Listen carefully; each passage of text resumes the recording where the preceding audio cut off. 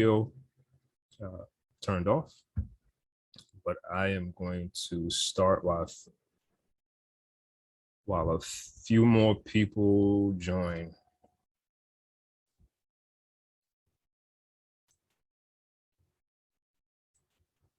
So welcome, my name is Jason Thigpen. I am the owner and operator of Just for Technology. It's a web design company based out of the New York and New Jersey area. The name of this seminar is called How to Increase Your Website Revenue by 20%.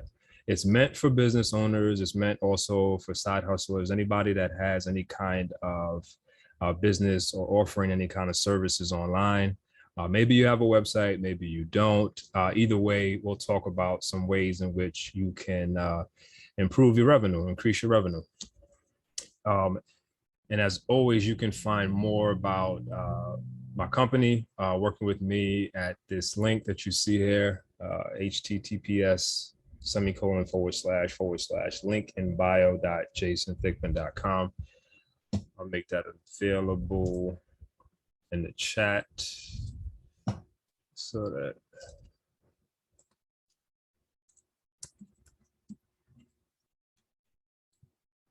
everybody has it. Link in the bio. Okay. All right, let's get going. Definitely want to start off by saying thank you. I appreciate you guys for joining. I try to do these webinars once a month, making sure that I'm moving on to different topics. This particular series covers 4 main topics. In the first webinar, we talked about all 4, generally speaking, and this one we're going to focus on one topic in particular. The session is designed to go 60 minutes, so we should end right around 7 o'clock. But I'm scheduled. I have my time window open to about 7:30. I want to open it up for Q&A. But when I'm finished, if there isn't any questions or if anyone doesn't have any comments, I will end as soon as I finish. And as always, during the webinar, you can post questions in the chat, or you can use the Q&A section, and I'll do my best to answer it as I'm going along.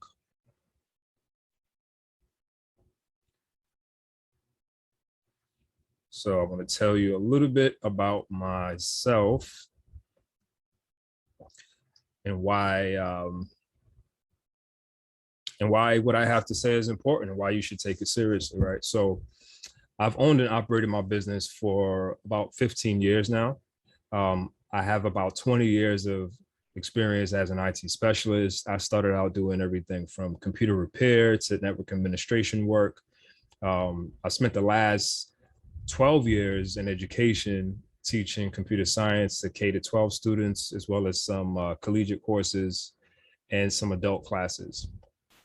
I've developed a lot of different skills over the years, but when I really look at my resume and everything I've done professionally, my biggest skill falls right within the customer relationship area, right? Because every job that I've had to deal with customers. I've had to do sales. I've had to support, provide some type of technical care.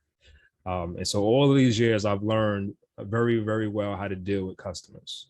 So that's what I feel like is my biggest attribute, which is why I packaged it up and I'm offering that in these free webinars to the community. Okay, and that's a little bit about me. I would love to hear more about you. If you feel comfortable, definitely in the chat. Tell me a little bit about yourself, your business, and if you know what your sales are, you can also throw that in there. That gives me a little bit of information to go off of during the webinar. Or if you don't feel comfortable sharing that information, maybe you could just shoot me an email. I always love finding out how people are going along with their business. Is something I do with my existing clients, old clients. I always check in and ask how business is going, how things are picking up. If things are stale, what contributing factors do they think are going on, why business is stale, and seeing if I can also lend some, some friendly advice or suggestions, right? Being an entrepreneur, being a side hustler, it's not easy at all. And you need constant encouragement, you need constant reinforcement, and you need to surround yourself with folks who are doing similar things or who have similar interests. That way you can sort of pour into each other whenever you can. So I welcome that opportunity to everybody I meet.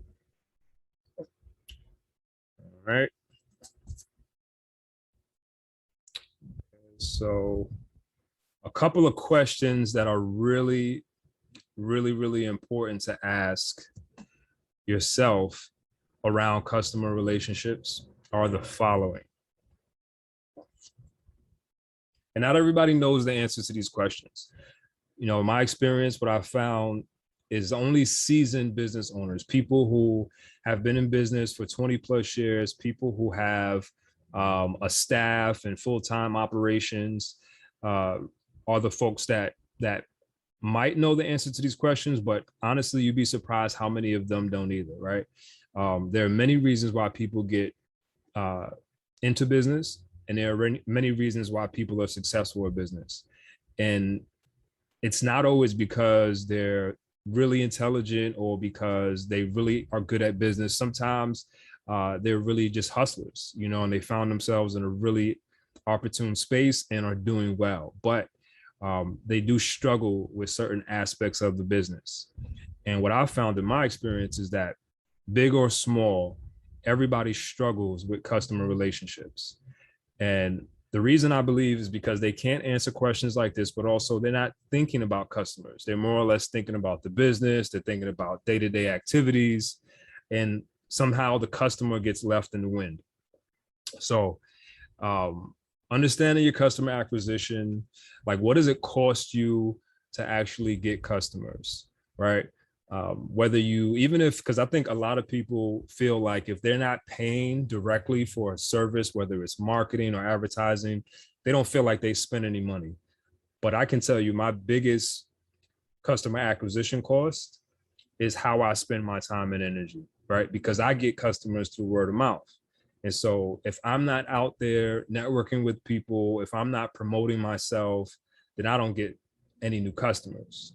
And so I needed to start actually calculating how much time and energy I spend doing that, right? And when you do that, you come up with a figure, right? So if you're spending, let's say, 2 hours a day, right, networking or talking or marketing or doing whatever you do to get the word out about your business, that 2 hours during business hours amounts to how much you should be paying yourself an hourly rate, right? So whatever your hourly rate might be, or whatever you decided your salary is for yourself, or whatever you want your salary to be, right? Let's say you're just starting out, you don't necessarily have the cash flow to determine how much you're going to pay yourself, but come up with a number, right? Say I want to make, you know, $30 an hour, okay?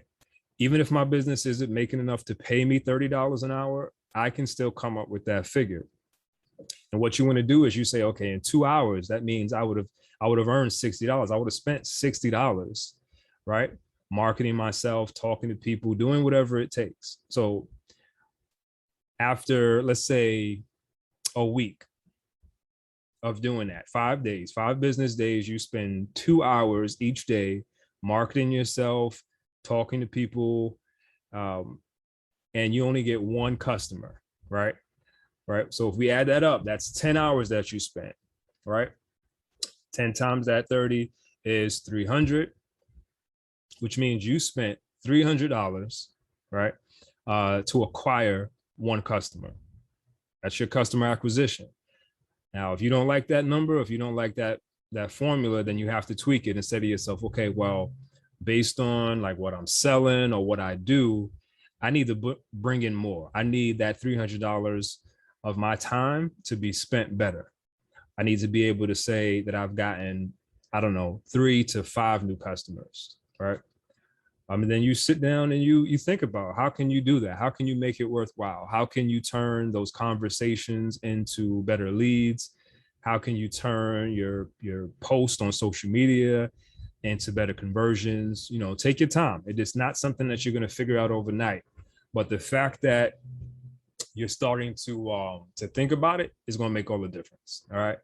And so that's just one example. I invite you to definitely take these questions down, and do some research, do your homework, and see if you can start to think about the answers to those questions for yourself and for your business, right?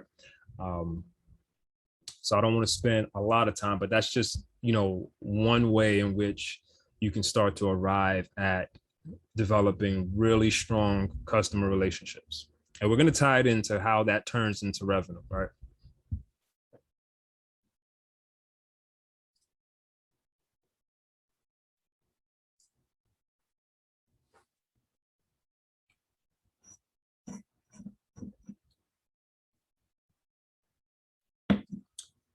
Something else we should keep in mind are these two terms. And when I market this webinar, I use the terms interchangeably. Sometimes I say how to improve your sales, and other times I'll say how to improve your revenue, right? I do that because I want to catch people who are thinking in both ways. Not all entrepreneurs are thinking about revenue, which is more of a long-term, focus. You're thinking about quarterly sales, annual sales. Um, most people are thinking about direct sales. So they're thinking about, well, how much money did I make today? Or how much money did I make over 2 weeks or in a 30-day period? And I want to talk to all of those folks, quite frankly, because I believe there's an opportunity, however you think about how you make money, in order for you to get it together to make more, right? Um, so that's just practical knowledge that I'm sharing. There is a difference, right? Sales are single transactions, and revenue is the total amount of sales over a period of time, right? Those are key differences, right? I think if you focused on your single transactions, you'll miss the opportunities over time, right? Like in that example I just gave, if we focused on customer acquisition over a 1 week period, if you're disappointed, don't try to adjust a lot of what you're doing in your business. You only want to make a small change, because whether you see it or not, when you look over a month, over a quarter, that number might actually jump up, right?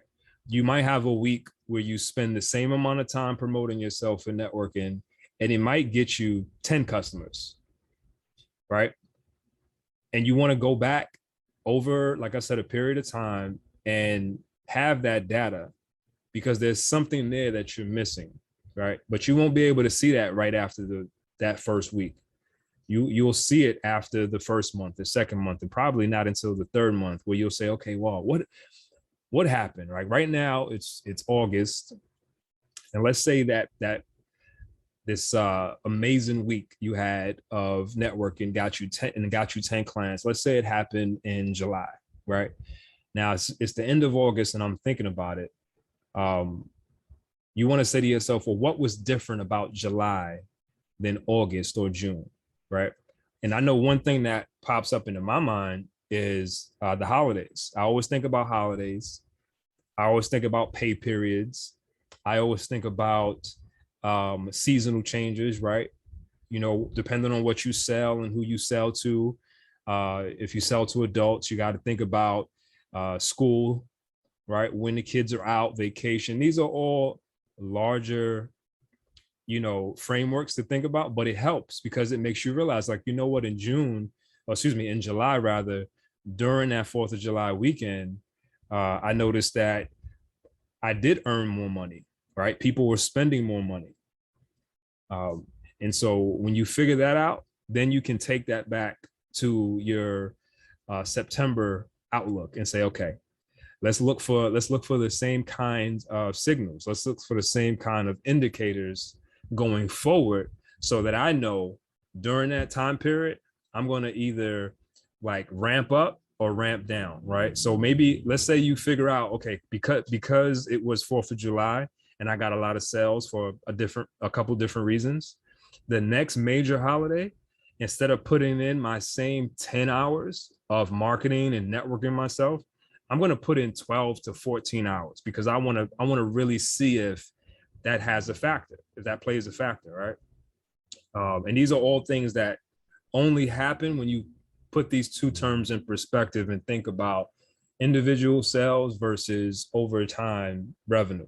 Okay. So that's it's the last thing to keep in mind as we kind of go through this, right? So we have those questions. We also have these two terms, sales and revenue. I hope this helps. If you're following, let me know.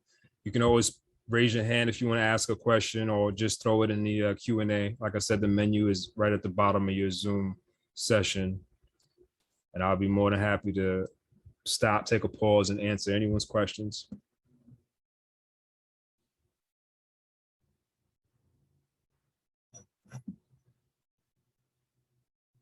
Okay.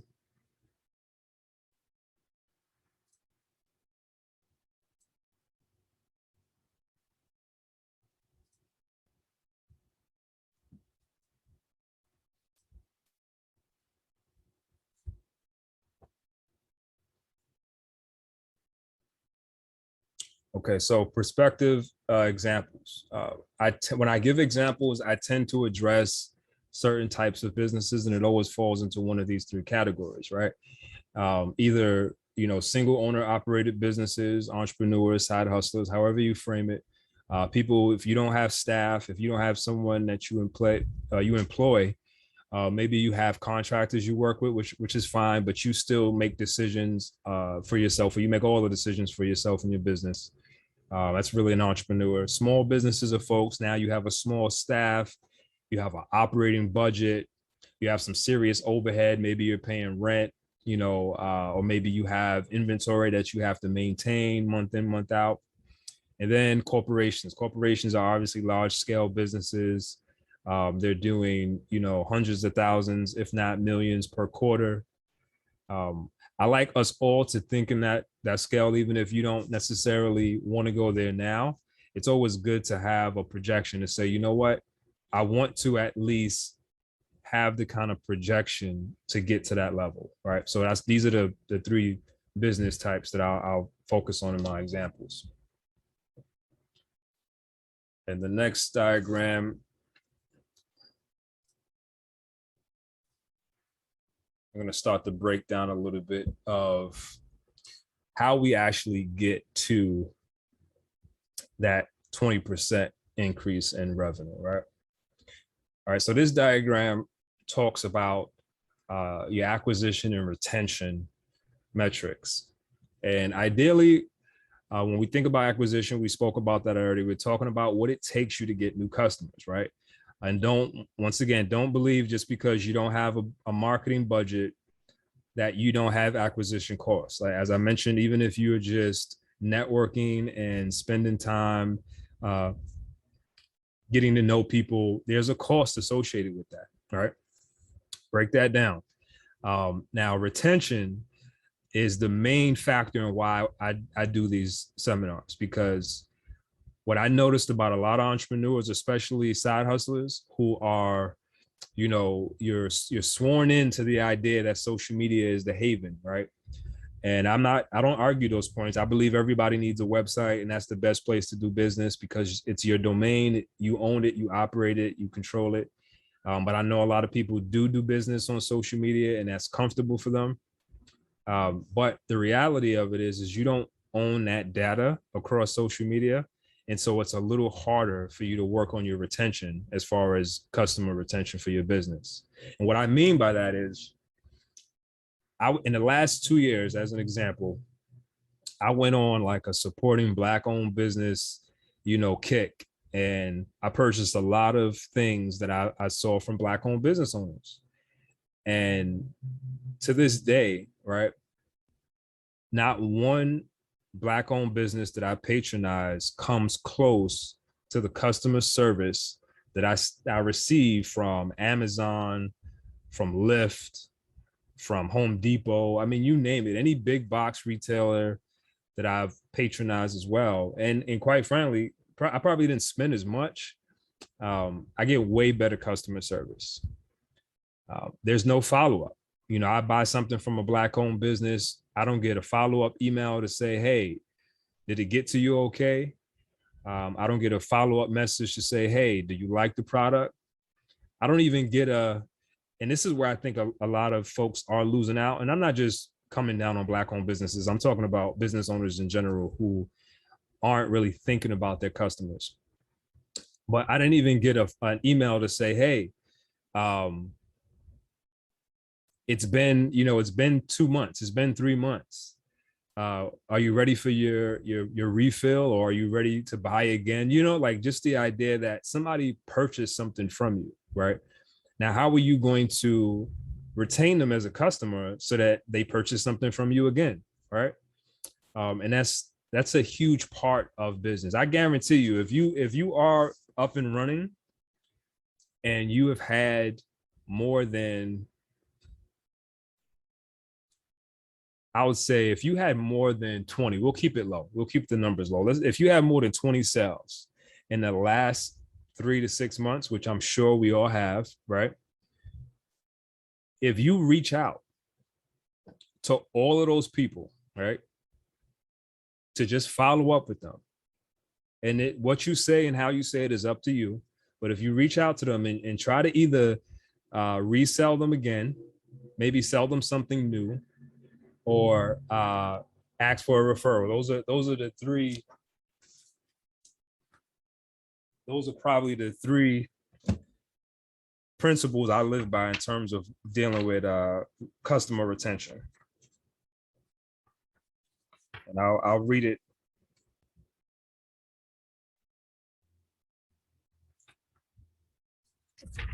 verbatim, right? So you're always looking to resell, upsell, or get a referral. That's my formula for customer retention. It's really that simple, right? This is why you're gonna contact them, right? Not because you want to be friends, but because you're either looking for a resale, an upsell, or a referral, right? And so a resale, like I said, depending on your product or service, a resale is just, like I could tell you, I've bought like oil. I've bought like scented oils from somebody online, right? And so that would be an opportunity for them to reach out to me and say, hey, are you, if you were satisfied with your product and you're finished, maybe it's time for you to buy another bottle, right? That's a resale. Or an upsell to say, hey, we're so happy that you picked up this bottle from us. Why don't you take a look at some creams that we have? I don't know, right? Or a straight referral, right? Send them a same offer and say, hey, if you can, would you share this, share our business or share our website with 5 other people and let them know how you felt about the product? That's a referral, right? So those are the 3 best ways to cycle through your customer retention, right? And that's really the crux of what we're going to be talking about today is why and how you can do those things comfortably. But I guarantee you that alone, and that's why I kept the numbers low, right? So if you have 20 sales and you reach out to all those 20 people, 20 or more people, I guarantee you will at least get 2%, or excuse me, 20% of those sales, which would be 2 sales, but you would get that back easily. Oh, excuse me, no, 20% of 20 is what? 4. So you would definitely get those sales. All right. And that's why we focus on customer relationships, because there are so many snippets of data and information that will keep us in business and lead to the next sales. And I kid you not, I don't argue with people about the idea of social media being successful. You could check out my social media. It's not hitting at all. Like I don't focus on it. I tap into it every once in a while, but my go-getter is my gift of gab, my ability to talk to people. And so I try to get out there as much as possible. With the pandemic, it's been tough, but that's still my go-to method of getting new customers and acquiring new business is talking to people. I think social media is great, but it doesn't give you the platform to take care of your customers, right? Like your sales, you're not pushing sales through Instagram or TikTok or whatever you do. Like if you're on a platform where you are selling things directly, maybe like an eBay, or maybe you have your own website and you're doing something through like a Wix or a Square or Shopify, something like that, then you have that data on your back end and you should be using it. But for the most part, if all you have is like social media accounts and that's how you get your attention, you're not going to be able to grab as much from that information, right? Even if you have your business accounts and you look at your business analytics, um, what we're going to go into real quick with this chart, you're not going to be able to grab. You need this information directly from 100% ownership of your interaction, meaning that you know why people are reaching out, how they're reaching out, and what they're buying from you, right? So when you're just getting started, going back to this diagram, you're not worried about customer retention because you don't have any customers, right? So all you're focused on is acquisition. You just need to go out there and get new business, go out there and get new clients and sell products, okay? But as you start to grow, as you start to get sales, right, you're going to focus on customer retention a little bit more. As you're gaining traction, then you get consistent and you want to notice your acquisition is going to come down. So going back to that example I gave earlier, if you're spending 10 hours a week networking and marketing, right, as you get more business, you're going to spend less time doing that. So let's say you're only going to spend 5 hours a week, right? And what this chart is showing you is how to turn up the heat or turn it down, right? So if you're getting your base customers, your new customers at only 5 hours of networking, and you notice, okay, you know what, 2 weeks goes by and your sales have dropped, what do you need to do? You need to kick back up customer acquisition. And you need to spend that much more time, going back into that 10-hour a week range of meeting people and networking and sharing news about your business, right? And so a really good way to measure how good you're doing is when you're well established and you're spending more time on customer retention than you are on acquiring new customers. Okay. Now, not all businesses do this, right? I get that. Big box retailers don't always do that. I can, like, one that comes to mind always is telecommunications, like the cell phone companies, right? They can really care less about existing customers. All they want is new customers, right? But they share a very, very big infrastructure. And so they can afford to do that. It's only, what, four or five major telecommunication companies that really operate in that space. So they can afford to just keep saying, hey, I'm just really trying to steal customers from these other guys. That's why I put more money into acquiring new customers than I do maintaining old ones, because history has taught them that people don't stay with cell phone companies very long, right? So when you're a small business owner, those numbers are even, worse, because you're not sharing, you don't really have market share yet, right? You don't really control a percentage of the market. And so you got to fight for every customer you get. And so when you get them, why wouldn't you take care of them? Why wouldn't you make sure they stay around? Why wouldn't you keep them in your, in your wheelhouse of patronage and make sure they keep spending money with you? I mean, that's how I've stayed in business, right? I don't focus on getting new customers as much as I focus on maintaining relationships with existing customers, because even in a dry season, it's my existing customers that refer me and keep me in business. All right. So that's just, little food for thought. Take that diagram with you, maybe take some notes. I have a question.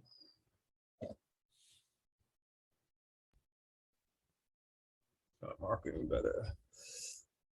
So I agree. Honestly, I was just saying the same thing. I think as our people start marketing better with our customers, we can be sure to have an increase in revenue or giving an appreciation discount during holidays. Yeah, exactly. Great point, Justina. It's important that you keep that in mind, right? Because that's your revenue stream. If somebody paid you once, the chances that they're going to pay you again are really likely, right? And as you really start to develop what you do, whatever it is you do, you're going to start to have a target audience. And once you have a target audience and you know your demographic, like whether you sell to women or men or both, whether you sell to this age group or that age group or this industry or that industry, then you'll really be able to fine tune what you do, so that you can always get the people that you desire, right? So that's really important to recognize. Good point. Good statement. All right, let's move on. It's a little quote before I go into the topic. So this quote from Maya Angelou is something that I always think about, especially in my professional lifestyle, right? So I've learned that people will forget what you say, people will forget what you did, but people will never forget how you made them feel. And this is true in business, right? If you make a customer feel good about their experience, which is what we're going to talk about today, then I think you've won probably one of the toughest battles in business. Okay, so the answer to everything that we've been talking about comes in the form of these 4 topics. Okay, customer experience, customer acquisition, customer retention, and customer management. You know, to break it down simply, right? What is the customer experience? What was it like to do business with you, right? Is the experience, the acquisition, what does it cost you to keep that experience going? And then your retention is how much are you going to spend to make sure they stick around? And then the management is ultimately how you deal with all that information. The fact that this person bought from you on this day at that time, the fact that it cost you this amount of money to get that person to buy something from you, right? The fact that, well, now you're doing additional things like sending them emails or follow-up messages. How do you manage this entire process, right? Larger scale companies, they use what's called CRMs, or customer management, relationship management systems. And you can find some pretty affordable solutions. I use as many free-based resources as I can until I start making the kind of budget where I can buy into services and not feel it. But this is the breakdown. So today, for the remaining couple of minutes, I'm just going to talk about customer experience and what I think is really, really important around that. Hopefully you enjoy, you come back in the next seminar. I'll talk about customer acquisition a little bit more in detail. The same thing with retention and management. Okay, so customer experience, right? The customer's experience is the silent destroyer of consistent revenue generation when not given proper attention. What I mean by that is very simple. Whether you're talking about a mom and pop brick and mortar store where I have to physically come in and purchase something, or whether I'm talking about a website where I have to, go to your website, log in, maybe create an account, and just put things in a cart. Or, right, maybe you're not at that point either. Maybe you're still on social media and people have to DM you in order to sell things, whatever the case may be. As the customer, what is that experience like? And for me, I'm stingy with my money. I like what I will pay for is convenience. I will not pay for a headache. Some people don't mind. I do. If I feel like it's a process to patronize you, I'm not going to do it. When I go to a store, especially as I've gotten older, and I really, I'm really caring about my money first. If you don't greet me when I walk in your store, I'll walk right out. If you don't ask me if I need help, I'll walk right out.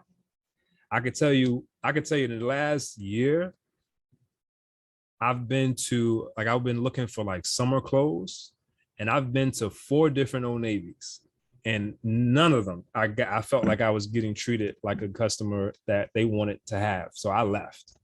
I wanted to buy some stuff for my children. I wanted to buy some stuff for me. All 4, these are different locations, 2 in New York, 2 in New Jersey. I wasn't greeted when I walked in. Nobody came and asked me if I needed help. And I always, in each store I walked past, not intentionally, but just on my way to the different areas to find clothes, I walked past people that worked there. And so for me, it was easy to say, okay, I don't want my money. Let me leave. Right. So that's customer experience. Now, a big box retailer like Old Navy doesn't care as much. Why? Because they put so much money into marketing that they're going to get people who are going to walk in that store and want to buy stuff, right? But as a small business owner, you can't afford to have not one person walk into your store and walk out and not buy something, or at least not consider buying something, right? So that's why I think that way. Same thing with websites, right? If I go to your website and it's taking me a long time to figure out how to put something in the shopping cart so I can purchase it, that's a problem. If you don't have payment options that I'm comfortable with, right? Like if your site, like I've purchased from websites that I felt like look choppy, right? All right, I see your question. I'm going to come to it. I've purchased products from websites that look choppy, but I'm not putting my credit card on your website if it look choppy. If you have like a PayPal or some other, like I'll use that system because I feel more comfortable. I'm really using I'm using a third party payment authorization system and you already signed up for it. So that's great for me. But if you have like a straight, put in your credit card information and your website looks a little, I'm like, no, thank you. Right. Also, if I am not getting clear, if I'm ordering something, right? If I'm not getting clear information that I'm going to get like a tracking number or some type of, confirmation that I made the purchase, I look out for all of those things because that's important to me, because I can't tell you how many times I've purchased things from people just trying to support, and then there was a problem. And when I said, okay, well, what can we do to get a refund, or what can we do? They would either give me all kinds of excuses, or they would just tell me, oh, we don't do refunds. It's like, well, I see you don't do a lot, but we got to fix this situation because I paid you and I don't have it. Right. Same thing. I have patronized some people who don't have a store. They don't have a website. They're just doing business like through DMing, right? And so then it's like an exchange of like a Cash App ID or something like that. That's fine too for me, as long as there's enough information. If I look at your account and you look like a credible person, and I see that you have a certain amount of followers, and your response, you respond fairly quickly. I'm thinking about all of these things as far as the customer's experience. And so should you. Like, what is the customer going through in order to buy something for you? And I would liken it, I would make it as close to what you want as a customer as you can, because that way you have a basis to gauge it. You're not going to have the information to really say what works and what doesn't work until you have a lot of customers. So at first, just use your own feelings. Like, how do you feel? Like, what do you want your customer experience to be when you spend your money, and provide the same kind of experience for people coming to your business. I see some questions. Let me pull that up.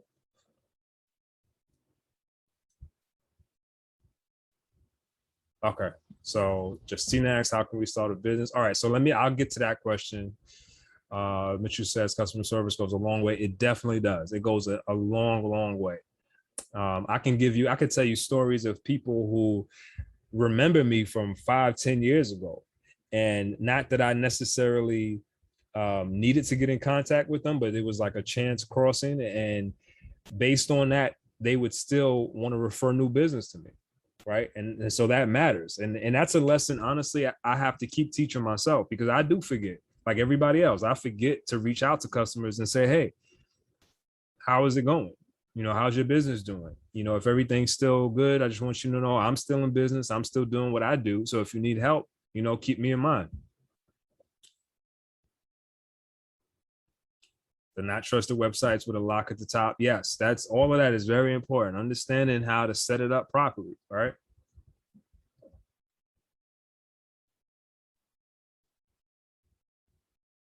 All right. So let me break down customer experience real quick, and then I want to definitely get to Justina's question.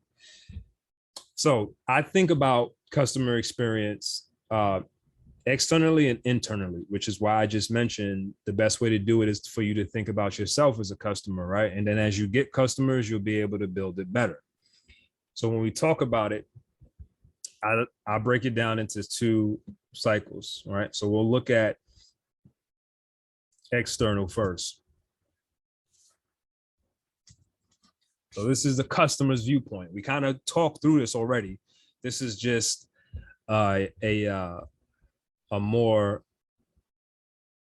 tuned in, focused viewpoint, right? And so the first thing that the customer experiences is the culture. What is the culture of doing business with you, right? What is, or another way to ask it is, what is the process? I like to use the word culture because that's why I went into business. I went into business because I wanted to run things the way that I wanted to run it. So I think about it like that, right? I'm not rude to customers, but I also don't want customers to be rude to me. I do not, I don't go back on my word, but I also hold customers accountable, right? And so that's part of the cultural experience when you do business with me. Like I very politely will always go back and say, okay, well, you got to remember in our first meeting, that's not what we spoke about, right? Because we all know customers, people in general, like to change things up, and there's nothing wrong with holding them accountable. So that's just how I start that first phase. What is the culture of doing business with Jason and Just Right Technology? What are the processes? What are the expectations? What are the circumstances? I set my own schedule too, which is a really big thing, right? Like I don't talk to new clients on Monday or Friday. I literally have it situated. Like I have a Calendly link, which I use. And so when I send out information for people to make an appointment with me, if you're a new client, you won't see Monday or Friday on there. You only see time slots for Tuesday, Wednesday, and Thursday. I'll talk to existing clients, but only on like 3 or 4 days out of the week. Like I have time slots for everything, right? That's my process, right? Those are the expectations, and I let people know, right? I used to also give out my personal cell phone number, right? I don't do that as much. If I meet you for just straight business, you'll get my business number. But if I ever feel like if I give my personal cell phone to somebody and we're going to do business, I always make it clear, right? Once I know that we're only going to do business, I start letting people know, like, yeah, I don't take calls after 5. I also don't work on weekends, right? Now, of course, I obviously do talk to people after 5 p.m. and I do work on the weekends. But for clients, I make it very clear that that is not a possibility. If I decide to, as an entrepreneur, to do work on the weekends, that's my decision. But I don't want to give them the assumption that that's the norm, right? Same thing with talking after 5 or talking really late, right?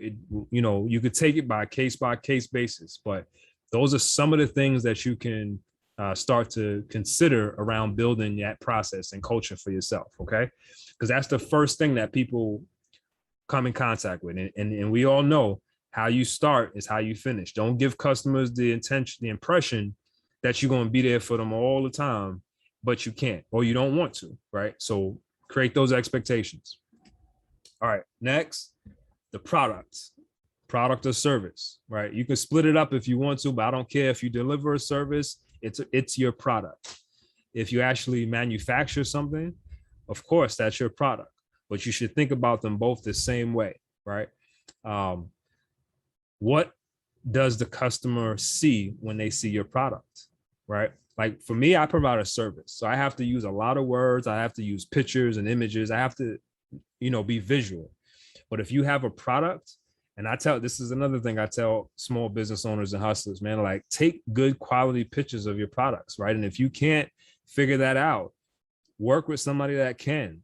If either it's going to look like you hiring a photographer or hiring a graphic artist, somebody that can help you mock up images that you can use on your websites, one of the two has to go. You can't get away with using really poor pictures, not in this digital world that we live in where everything is like high definition, 20,000 pixels and, lumens and all this other stuff. You have to have good looking stuff. Okay.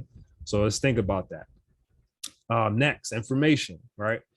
How hard is it for me now that I've looked at your product, I'm like, yeah, that looks good. I do want it. Or that sounds good. I'm interested, right? How easy is it for me to find out how much it costs, right? What's included, right? How much do I get for the price that I'm paying? And how is it going to be delivered to me? All of those things are really, really important, right? Because the quicker you can answer those questions, the better it will be for you, right? And one way I like to think about that is like food franchises like McDonald's or Burger King, right? Um, we are 100% comfortable as a society with the difference of how food is given to us at a fast food restaurant versus a sit down, dine in restaurant, right? But if you think about it, like a dine-in restaurant, they cook your food, they put it on your plate, and they bring it to you, right? But they got to pass a whole bunch of people. They don't cover the food. They don't like put a napkin over it. And we love it like that. We love when the food comes to us and is ready to be eaten, versus like the so-called cheaper version at McDonald's or Burger King. They wrap your food up, they put it in a bag, they make sure it's protected, and then they hand it to you, right? So all of those things are like really vital in how you deliver. Because if you feel like you're a dine-in restaurant type of business, but you wrapping your product up and packaging, and you're going to get a lot of people in that same way. You're going to get people that would rather, go to McDonald's or Burger King versus going to a dine-in restaurant.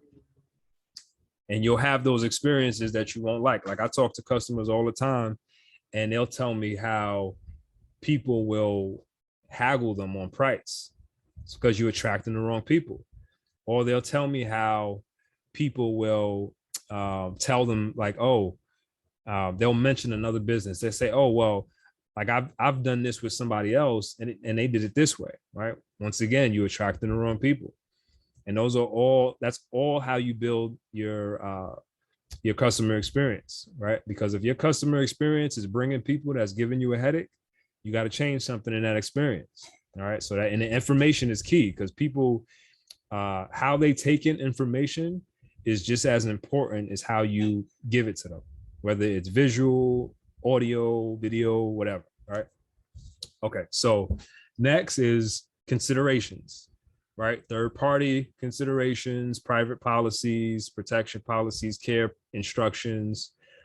What else does the customer have to consider now that they have chosen your product, now that they have purchased from you, now that they have received it, right?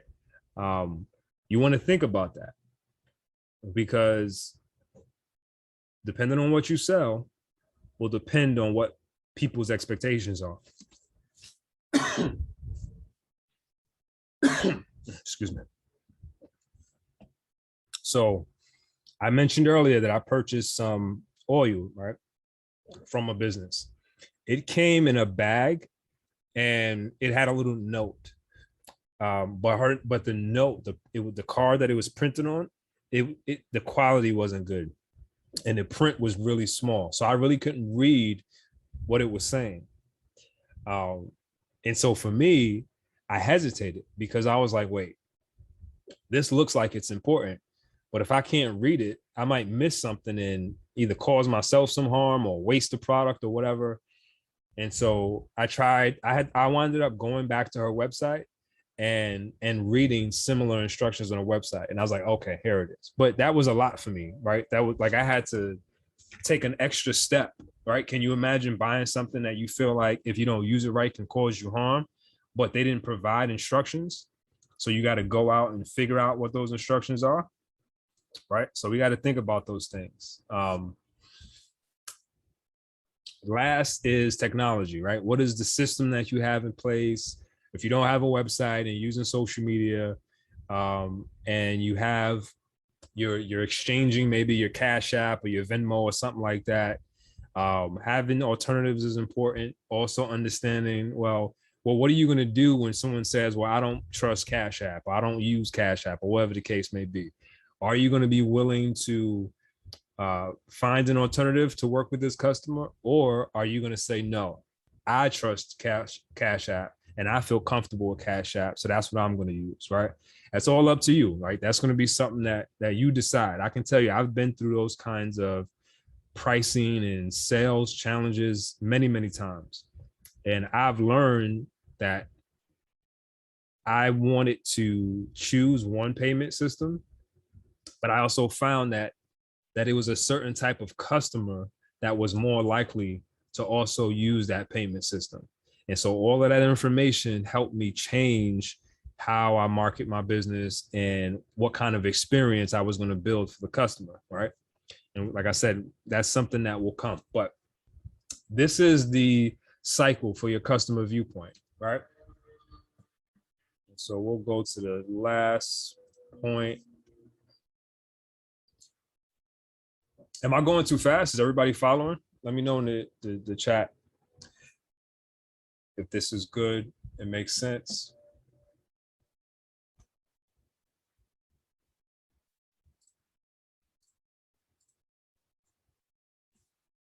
Thumbs up.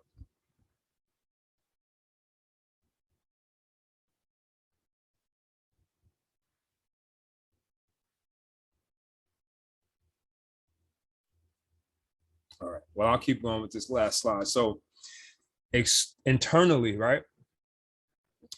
As far as customer experience, what you want to do is think about the customer considerations. And the only three things I think about for the internal side of customer experience is the people, the product, and the process. Now, for this example, when we talk about the people, we're talking about you. We're talking about your company, right? What is the experience for customers when they contact you? Like for me, as a single owner operator, you're going to talk to me first. Every customer is going to talk to me first. At one point, I had a virtual admin that would help me schedule meetings, but that was still through email. You still more than likely always spoke to me first, right? So what is that experience like? And how can you change it or improve it, right? You want to pay attention to that. Next is the product, right? What is it that I'm working on selling you and focused on? If you sell a lot of different things, that's cool, but I would always have a primary focal point, something that is your top tier seller that you can always reference, because there's always going to be an opportunity for an upsell if you have a good customer experience. Remember that. So don't be so quick to rush to tell people you do everything under the sun. Start off with that one thing that you know is what keeps you in business and go from there. All right, last is the process, right? So the process in terms of going from someone being a prospect to a lead and then a potential sale. You want to understand what that process is like for you. What does it take? What is it like? How long does it take? Also, like how much can you do alone, right? A lot of people want to make a lot of money, but if 1,000 calls or 1,000 emails came in today, could you handle them all? Right? Probably not. And so you don't want to sit around and believe that that's going to take a long time, because it may not. You know, you never know. You want to be ready for anything. All right. So that's that cycle of the internal way to look at your customer experience. Okay. So that was pretty much it. I feel like that we ran just a little over an hour.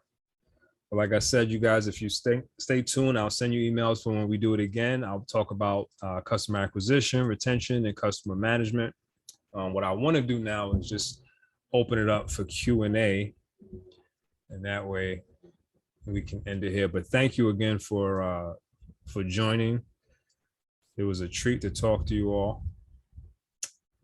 And so I want to answer Justina's question. She said, how can we start an online business? And the easiest way, I would say, is just to start, right? It really depends on what you're selling and how you're selling it. But I would build a website and just post information about your business and the product first. Start there. And once you do that, then you can definitely build from there. I can show you a few pages that are just under construction because I'm still designing the website with the client. But that under construction site still brings in business. because it has just the right amount of information, and it gives the customer the cues to find out more, right? Either that's by contacting them through email, calling a number, or maybe there's one or two products up there and you can just buy it now. But that's probably the easiest way to start. I wouldn't think about anything else if you're really in a position to start a business online. I wouldn't think about business registration. All of those things are important, but not in an online space. I mean, it does matter what you're selling, but I would still get started with just having your website, purchasing your domain, and putting up some information about your business, because that's going to help. That's going to help you. It's going to help people who you might want to share it with. So that's definitely the best way. Does anybody else have any questions that I can answer? You can ask anything. I'm open to hearing. Do you help to create websites for other people? Yes, I do. So that's primarily what I do right now, right? Just Right Technology, since probably like 2019, 2018, all we do is website design. We do offer other stuff, but our primary focal point is website design. And we start off in sort of a two-tier offering. One is sort of very, website builder based, and then the second option is more custom. But that's all we do is website design. And if you're interested, matter of fact, let me share my website. Let me share the link that I shared earlier. And you could find everything you need from there. You can find the website as well as some other information.